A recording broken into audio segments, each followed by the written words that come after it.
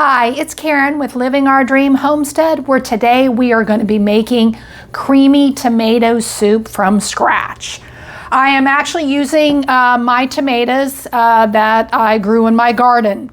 I ended up picking out, I think I picked 2 bushel last night. Some are ripe, some aren't. First, what I'm going to do is I'm going to go ahead and I'm boiling some tomatoes in a pot here, so that the skins will just peel right off because we don't need the skins. And then I'm going to have a whole bunch of whole tomatoes. So I'm using a total of 28 tomatoes. And again, I'm putting them in the pot here, boiling them so that their skins will fall off. I let my tomatoes cool about 25 to 30 minutes before I peeled off the skins, and I also cored the tomatoes, and if there was any bad spots on the tomatoes, I cut those out as well. And again, we need the juice and the tomato, and that's about as whole as we can get there. Now we're first going to go ahead and put in, I've got a pot on the stove or a pan. It's pretty deep, and you want to have like a medium pan. This is half a cup of unsalted butter, and I'm going to be cooking it on medium heat until it is melted. Butter is all melted. Now we're going to add in 1 medium onion chopped. I used a yellow onion, or you could use white. Half a teaspoon of dry thyme, and 2 cloves of garlic, and I cut those up real fine.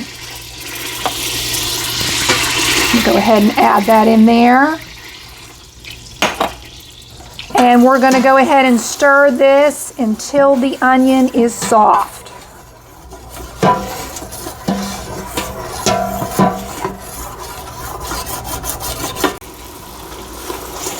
I've now added in a 1/4 cup of tomato paste. And we are going to keep on stirring it. We are going to do this until it actually like caramelizes.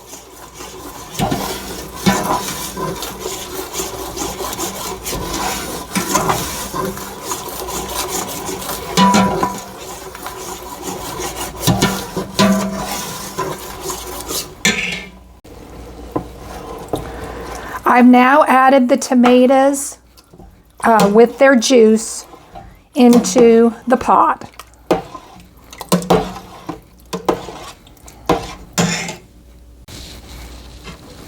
I've added in 1 teaspoon of sugar, and then I've added in 4 cups of chicken stock, homemade.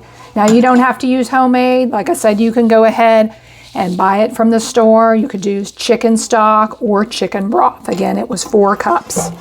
And we're going to go ahead and stir this and cook it down a little bit. I'm going to go ahead and add in some fresh basil instead of dried. I think it would be a little bit more flavorful, so I'm just going to go ahead and we're going to just take the leaves off the stem. I am going to go ahead and wash them. These probably have already been washed. I got this from my local food store at Meijer. And then I'm going to go ahead and cut up the leaves a little bit to break this, to break it open to be more flavorful in the soup. And I'm going to use a total of 6 basil leaves. This is what I mean by kind of cutting them, just like you would cut a steak or whatever. That way you're going to release the flavor from the leaves. And I'm going to go ahead and add that into my pot right now. I've added the chopped fresh basil, and I'm just going to stir probably occasionally to make sure that it doesn't stick to the bottom of the pot, but we need to be able to have it to reduce. You need to have it reduced down to where it's only going to be like about a quart. So it definitely needs to reduce. So it's going to take a little bit on the stove.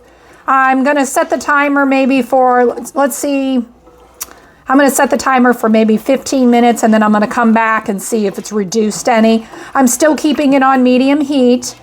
And like I said, I'll just kind of stir it occasionally. We want that basil to flavor our soup and, you know, meld with all the flavors that it has in there. And again, we want it to reduce. I'm back. It's been about 15 minutes and it's reduced a little bit because you can see the mark on the pan where it was before. So I'm going to continue to cook it on medium heat. And again, only stirring occasionally. I'm going to see if it can reduce some more. If you like what you're seeing today, please hit the subscribe button down below. The soup's been boiling for about 35 minutes. And it definitely seems to be thicker. I can feel it when I'm stirring, and it's definitely harder to stir now. It's getting thicker and thicker by the minute. So I'm going to go ahead and turn off the heat. If you have an immersion blender, you can put it in the pot and you can puree it right up in there. I do not, so I'm going to go ahead and use my blender. I'm going to let it cool a few minutes and then I'm going to go ahead and blend it up, and then I'm going to return it back into the pan. I have pureed up all the soup in the blender and I've put it back in this pot. I've washed this before I put it back in here. I've just put in a 1/4 cup of cream, which is heavy cream, just like whipping cream, and I put that in there.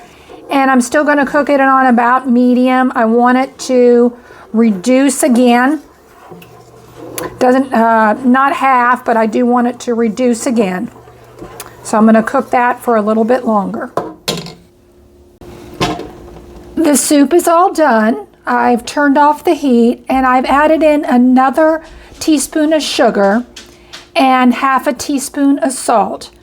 I also added in some cracked black pepper. Now I'm going to go ahead and put it in some bowls for tonight. We're going to have it with some grilled cheese sandwiches. The soup's all done, and I put a little fresh basil leaf on top if you want to add it, make it look a little bit more prettier. I'm going to be serving it tonight with some grilled cheese sandwiches. The rest of the soup I will be freezing in some can and freeze jars I have here. You can freeze your soup up to 3 months in the freezer.